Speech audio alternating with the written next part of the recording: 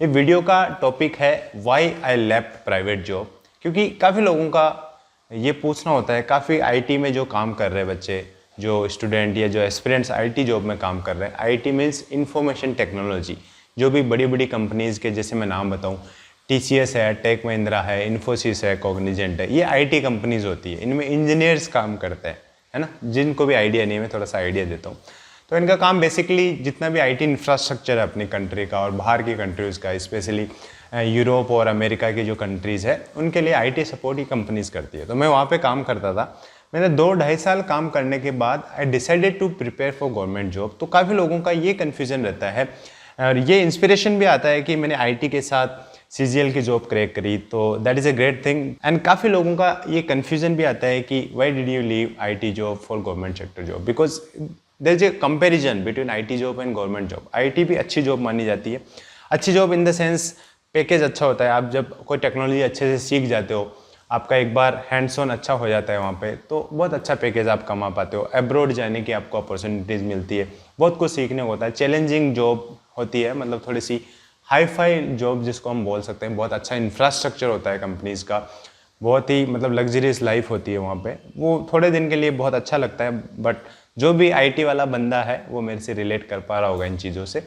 तो वो चीज़ें जब आप वहाँ पे जॉब करते हो, तो गवर्नमेंट सेक्टर के जब आप देखते हो कि जो डेस्क है गवर्नमेंट जॉब की, अभी तो धीरे धीरे इंफ्रास्ट्रक्चर इंप्रूव हो रहा है, बट फिर भी कई सारे डिपार्टमेंट गवर्नमेंट में ऐसे हैं जहाँ आपको देखने को मिलेगा कि इतनी सारी फाइल्स वहाँ पे पड़ी रहती है, इतने सारे ऐसा धीरे धीरे फैन चलने वाला जो होता है ना, घर घर की आवाज़ करके जो फैन चलता है, वो डेस्क पे पड़ा है और एकदम बाबू वाली स्टाइल में गवर्नमेंट जॉब में आपको काम करना पड़ता है। तो मैंने ऐसा क्यों किया, why did I plan to switch to the government sector instead of IT sector. तो इसके 2-3 मेजर कारण है, जो प्रोमिनेंट रीजन है, मैं इस वीडियो में डिस्कस करता हूँ ताकि आपके थोड़े से कन्फ्यूजन दूर हो। जो भी लोग आईटी में अभी काम कर रहे हैं और they are planning to switch to government sector, जो आगे आने वाले टाइम में वो कंपटीशन की तैयारी करना चाहते हैं, तो उनको थोड़ी सी क्लैरिटी मिलेगी इससे। तो सबसे जो प्रोमिनेंट रीज़न है, या सबसे जो मैं बोलूँ कि सबसे हेवी रीज़न जो है, वो था कि मैं रूरल बैकग्राउंड से बिलोंग करता हूँ। और जो भी आईटी कंपनीज़ होती है, वो most of the IT companies are in metro cities like Delhi, Gurgaon, Noida, Bangalore, Chennai, Hyderabad, ऐसी वाली जगह। और मैं रूरल बैकग्राउंड से बिलोंग करता हूँ, तो अगर मैं आईटी जॉब में रहना चाहता हूँ या रहता मैं आईटी जॉब में, तो it would have been a life long struggle between my village and the metro cities. मैं कभी वहाँ सेटल भी नहीं हो पाता, क्योंकि जो मेरी फैमिली है या मेरे जितने भी रिलेटिव्स है या मेरे फैमिली मेम्बर्स का जो मतलब रहना वहना है, वो सब गाँव के एरिया में है लगभग। तो मेट्रो सिटीज़ में अगर मैं सेटल होता वहाँ पे, तो मैं गाँव से कट ऑफ हो जाता।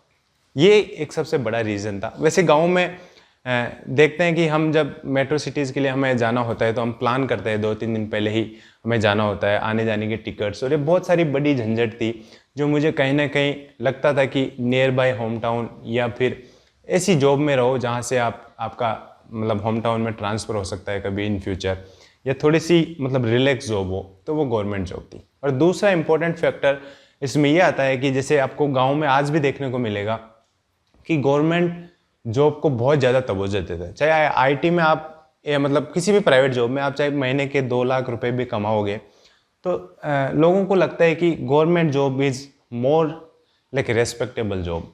तो वो थोड़ी सी जो रेस्पेक्ट और सोशल स्टेटस है, अभी भी गांव में बहुत ज़्यादा है गवर्नमेंट जॉब को लेके। गांव में एक कहावत है, मैं वो पर्टिकुलर वर्ड तो यूज़ नहीं करना चाहूँगा, वो ऐसा बोलते हैं कि गवर्नमेंट जॉब होनी चाहिए, चाहे कोई सी भी पोस्ट हो, जॉब तो होनी चाहिए, तो गवर्नमेंट जॉब ही होनी चाहिए। तो मैं ये नहीं बोल रहा कि उस मेंटेलिटी की तरफ आपको भागना है, बट कहीं ना कहीं आप रिलेट कर पाओगे कि क्यों लोग ऐसा कहते हैं, क्योंकि इसके पीछे काफ़ी अच्छे रीजंस है। क्योंकि आपकी जो रेस्पेक्ट और सोशल स्टेटस आता है, वो गवर्नमेंट जॉब में आता है। जब आप किसी भी जॉब में हो, जैसे मान लो कि इंस्पेक्टर बन गए आप, या सब इंस्पेक्टर बन गए आप, पुलिस में सब इंस्पेक्टर बन गए, तो जनरली लोग गाँव में सब इंस्पेक्टर को थानेदार बोलते हैं।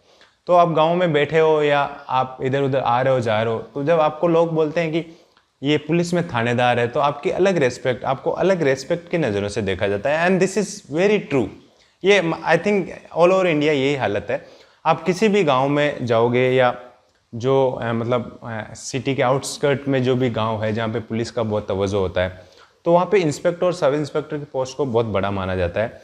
वो जो आईपीएस है, एसडीएम है, उस लेवल तक तो खैर काफ़ी बड़ी बात होगी, लेकिन इस लेवल पे भी आपकी रिस्पेक्ट स्टार्ट हो जाती है। और उसके अलावा जो तीसरा रीज़न मुझे लगता है कहीं ना कहीं जो इम्पोर्टेंट फैक्टर था, मेरा डिसाइडिंग फैक्टर था, वो ये था कि गवर्नमेंट जॉब में थोड़ा सा सिक्योरिटी होता है। प्राइवेट जॉब में आपको मतलब परफॉर्मेंस बेस पे आपका आंकलन ज़्यादा होता है, और कहीं ना कहीं आप अगर कुछ एरर करोगे, कुछ मिस्टेक्स करोगे, तो देर आर चांसेस कि आपको वहाँ से फायर कर दिया जाएगा, चाहे कितनी बड़ी ऑर्गेनाइजेशन की हो। जितनी बड़ी ऑर्गेनाइजेशन वहाँ पे थोड़े कम चांसेस होते हैं, लेकिन जो छोटी प्राइवेट जॉब होती है वहाँ पे जो सिक्योरिटी है, जॉब सिक्योरिटी बहुत ही कम होती है।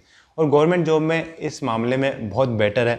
और as a middle class man कोई भी ये सोचेगा कि आपकी जो जॉब है वो सिक्योर होनी चाहिए, ताकि थोड़ा सा पीस माइंड आपका रहे लाइफ में, थोड़ी सी पीसफुल लाइफ आपकी कट जाए। यही थिंकिंग है मेजरली। तो गवर्नमेंट सेक्टर, चाहे आप इसको एडमिट करो या नहीं करो, जो भी गवर्नमेंट सेक्टर की तैयारी जो आज कर रहा है या आने वाले फ्यूचर में जो करना चाहता है, जो आपको बोलता है कि गवर्नमेंट जॉब आप ज्वाइन करो, तो वहाँ पे एक सबसे बड़ा रीज़न जो होता है वो ये होता है कि इसमें सिक्योरिटी है, मतलब आपकी लाइफ सिक्योर हो जाती है। That is the mostly use phrase कि आपकी लाइफ सिक्योर हो जाती है, आप गवर्नमेंट जॉब में जाते हो। प्राइवेट में थोड़ी सी हेडेक रहती है, लाइफ लॉन्ग हेडेक है कि आपको नया नया कुछ कंपनीज ज्वाइन करना पड़ता रहना पड़ता है, और उसके बाद कुछ सीखना पड़ता है। आगे से आगे आपको बढ़ने के लिए बहुत मतलब कंपटीशन है, वर्क कल्चर में पॉलिटिक्स है, तो वो भी एक इसमें इंपॉर्टेंट फैक्टर हो जाता है मेरा जॉब छोड़ने का। तो ये 2-3 रीज़न है मेरे आईटी जॉब छोड़ने के पीछे। और ऐसा नहीं था कि आईटी जॉब मेरे को मतलब थोड़ा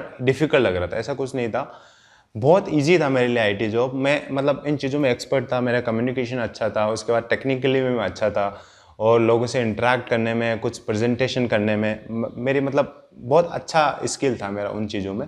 तो मुझे उन चीज़ों में कोई डर नहीं था। मैं शुरू के कुछ सालों में मैं अच्छे अवार्ड्स जीते थे वहाँ पे, बट स्टिल मेरे को मतलब थोड़ा सा जमा नहीं उधर, इसलिए I thought of preparing for CGL exam. और सीजीएल एग्ज़ाम मेरा फर्स्ट अटैम्प्ट में हुआ है, एज़ यू नो।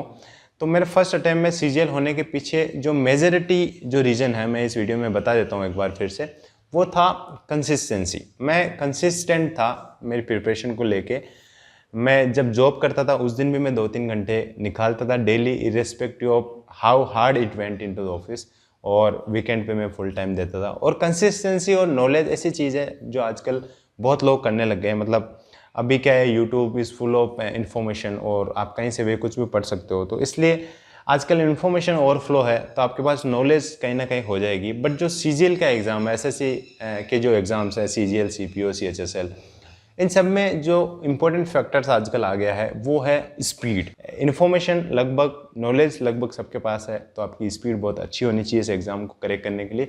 ये ही इम्पोर्टेंट फैक्टर था मेरी प्रिपरेशन का। मेरे को नॉलेज के साथ में हमेशा स्पीड पे वर्क किया मैंने।